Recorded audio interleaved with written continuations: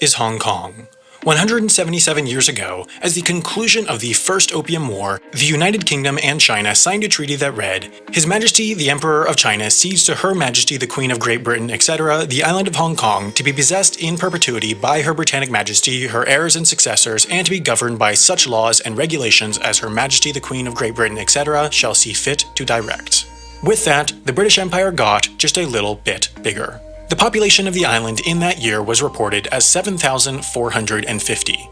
Nobody would have imagined what this island, dotted only by a few fishing villages, would become.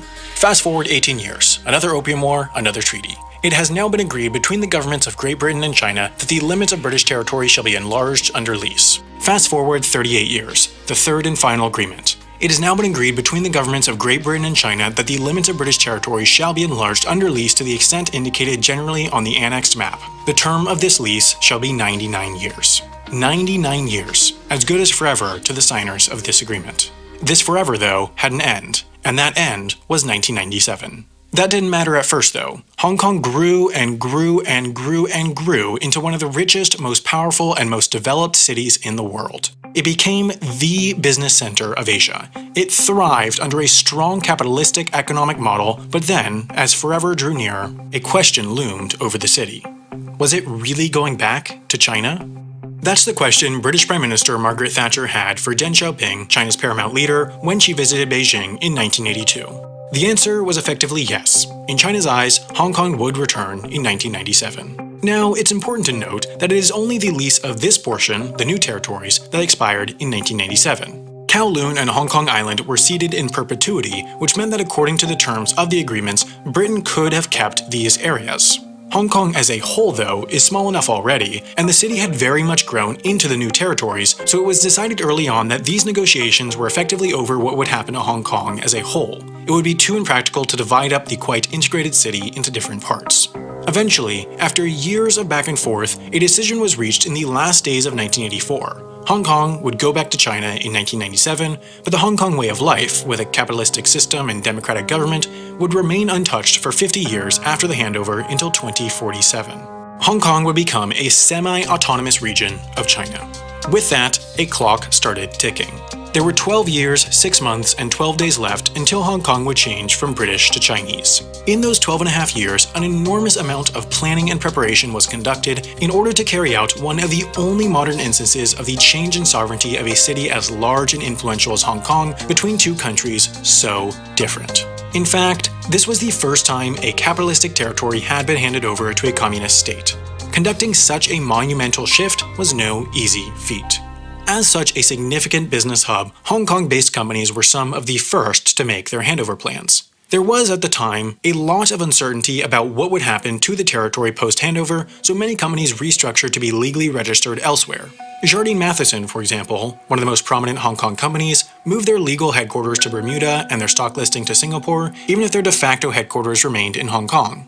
HSBC, which stands for the Hong Kong and Shanghai Banking Corporation, legally transferred many of their assets to their London office as well. Companies typically didn't leave Hong Kong, but rather set themselves up to be able to in case the handover went badly. In addition to companies, individual people made their handover plans as well. Now, opinions were mixed on this grand change. There was no one resounding view on whether the change in sovereignty was good or bad for Hong Kong. When surveyed in 1991, for example, about 57% of respondents were confident in Hong Kong's future, while 35% were not. Of those 35% who were not, many chose to move elsewhere, and there began a period of mass migration away from Hong Kong. A staggering 800,000 people left in the 12.5 years leading up to the handover, according to estimates. Overwhelmingly, Hong Kongers settled in Australia or Canada, likely because they were Commonwealth countries, and the US. Over 110,000 Hong Kongers settled in Vancouver alone, a city still shaped by this wave of mass migration. Many, though, were just migrating temporarily for a few years to gain Canadian citizenship. With this, like companies, they would have a way to get out of Hong Kong if things went wrong. Hong Kongers could also get a special type of passport that was first introduced in 1985 in the lead-up to the handover. It was called the British National Overseas Passport, and it works differently to a British passport. It gives visa-free access to 118 countries, fewer than a full British passport, and noticeably does not give the right for someone to live and work in the UK. Holders can only stay in the UK for up to 6 months and are not considered European Union citizens.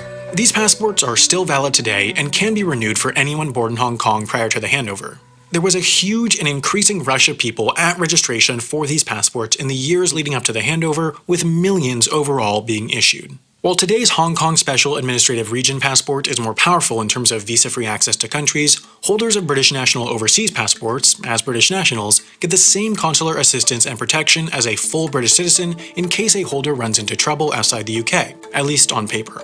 For this reason, hundreds of thousands still renew these passports to this day, despite their redundancy.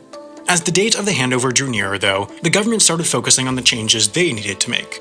Of course, there were enormous changes to the entire structure of government, the laws, the legal system, and more, but there were also small changes to be made, plenty of which were visual. For example, they needed a new flag. The previous flag, which included the British Union Jack, certainly wouldn't work under Chinese rule. A contest was held with 7,000 submissions, but all were rejected. In the end, one of the contest judges, architect Tao Ho, came up with this design, which was eventually approved to be the new flag in April 1990. But there were plenty of other signs of Britishness in Hong Kong. The emblem of the police force included a crown and the word royal, so that had to be changed too. They eventually came up with a new design that swapped out the British symbols and replaced the uniforms at a cost of $2.8 million US. The word royal, in fact, was removed from basically every institution, from the Royal Hong Kong Jockey Club to the Royal Hong Kong Golf Club. They just became the Hong Kong Jockey Club and the Hong Kong Golf Club. There was just plenty of sign changing citywide. Hong Kong's post boxes were another symbol that needed altering. Most at the time were imported from Britain and therefore were the iconic red pillar box style featuring a crown. Most of these were progressively removed, with all being painted green to distinguish them from the UK's. As the days of British rule dwindled, focus shifted towards planning the actual event of the handover. Now, this event was of enormous significance to Hong Kong, China, Britain, and the world. The BBC described it as the biggest planned event they had ever covered. What was known was that the event would be centered around midnight on the night of July 30th, 1997, the exact moment of the reversion to Chinese rule. As you can imagine, the two governments, Britain and China, each crucially desiring the best possible optics for their side, negotiated relentlessly on the details of the event. For example, there was a long dispute on which flags would raise and lower in which order. Britain wanted the British Hong Kong flag lowered first, followed by the Union Jack, to signify a dignified retreat from the colony. China wanted the Chinese flag to be raised at the same time as the British flag was lowered to signify an instantaneous resumption in sovereignty. China also wanted the new Hong Kong flag to replace the British Hong Kong flag on the same flagpole. In the end, a compromise was reached to lower the Union Jack and the British Hong Kong flags at the same time, then raise the Chinese and new Hong Kong flags at the same time. There were other subtle negotiated details, such as the convention center, where the event was held, was designed to have chairs facing south towards the stage. For this event, though, a stage was built on the north side so the attendees would look north, possibly for the symbolism of looking towards China.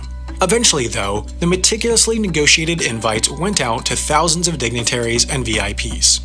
1 week before the handover, the Royal Yacht Britannia sailed into Victoria Harbour and moored to the pier. It would serve as home to Prince Charles, who would represent the United Kingdom during the handover. Over the next week, the majority of the handover's VIPs, including Prince Charles, then British Prime Minister Tony Blair, former British Prime Minister Margaret Thatcher, American Secretary of State Madeleine Albright, and plenty more, arrived in the city. That week was a week of lasts. The last meeting of the Hong Kong Executive Council, the last changing of the guards at the British garrison, and then it was just the last day of Britain in Hong Kong, Monday, June 30th, 1997. The process kicked off with a 4 p.m. ceremony at Government House marking the final departure of Chris Patten, the last governor of Hong Kong, from what had been his official residence for the previous 5 years. At 4:30, the first of his goodbyes was completed, and he was driven to the Royal Yacht Britannia to join the rest of the British delegation. Shortly after, around 5:30, a chartered Air China 747 touched down at Kai Tak Airport, carrying Chinese President Jiang Zemin, Premier Li Peng, and the rest of the Chinese delegation. Then, at 7:11 p.m., the sun set on British Hong Kong for the final time. Minutes later, the 4,000 lucky individuals invited to the handover ceremony gathered at the convention center for a cocktail reception. At 8 p.m., an enormous fireworks display started in Victoria Harbour, and then at 9, the handover guests sat down for their banquet dinner at the convention center. Simultaneously, around 500 Chinese People Liberation Army troops were allowed over the border to move into position and ensure that there would never be a lapse in the defense of Hong Kong. At 30 minutes to midnight, dinner was over and the ceremony began. Prince Charles gave remarks bidding the territory goodbye on behalf of the Queen, and then about a minute to midnight, God Save the Queen was played, and the British and British Hong Kong flags were slowly and simultaneously lowered, just as negotiated. Then, in an instant, when the clock struck midnight, Hong Kong was Chinese again. Just like that. The new Hong Kong and Chinese flags were then raised to the Chinese national anthem, and Chinese President Jiang Zemin gave a speech. 15 minutes past midnight, Prince Charles and Governor Chris Patten boarded the Royal Yacht Britannia and sailed out of Victoria Harbour for the final time. Prime Minister Tony Blair and most of the rest of the British delegation then boarded a chartered British Airways 777 at Kai Tak Airport, which swiftly took off bound for London Heathrow. By 3:30 a.m., all the British forces tasked with guarding Hong Kong until midnight had boarded flights and taken off from the Chinese territory, and with that, Britain was gone from Hong Kong for good.